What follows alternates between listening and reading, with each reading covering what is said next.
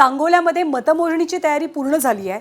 शहाजी बापू पाटील शिवसेनेचे नेते यांची प्रतिष्ठा सांगोल्यामध्ये पणाला लागलेली आहे। नगर परिषदेवरती वर्चस्व असलेल्या शहाजी बापूंना यंदा भाजपनं कडवं आव्हान दिल्याचं चित्र सांगोल्यामध्ये पाहायला मिळतंय। मतमोजणीला आता थोड्या वेळात सुरुवात होणार आहे। तयारी प्रशासनाची एकदम सज्ज झालेली आहे। मोठ्या प्रमाणात पोलीस बंदोबस्त सर्व ठिकाणी लावण्यात आलेले आहेत। मतदान केंद्राकडे येणारे सर्व रस्ते बंद करण्यात आलेले आहेत। कुठल्याही प्रकारचा तणाव होऊ नये याची खबरदारी प्रशासनाकडून घेण्यात आलेली आहे। आता थोड्या वेळात ज्यावेळेला मतदानाला सुरुवात होईल त्यावेळेला मतदानाचे प्रत्येक फेरीचे निकाल जे आहेत ते बाहेर कळण्यासाठी स्पीकर लावण्यात आलेले आहेत। बाहेर ह्याचे निकाल कळणार आहेत आणि त्यामुळे लोकांना तणाव निर्माण होऊ नये यासाठी पोलीस प्रशासन खबरदारी घेत आहे।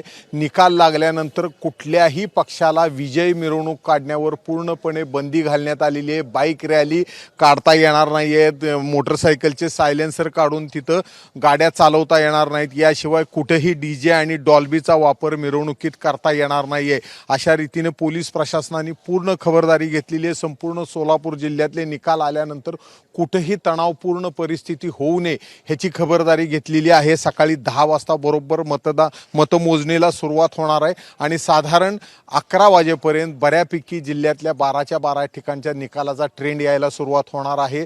साधारण 12 ते 1 वाजेपर्यंत संपूर्ण 11 नगरपालिकांचे निकाल बाहेर आलेले असतील।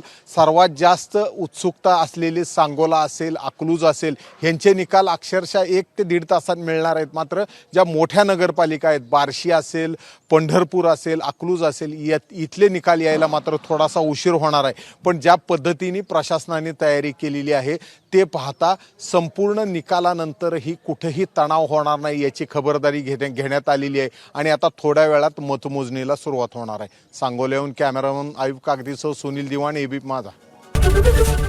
एबीपी माझा, उघडा डोळे बघा नीट।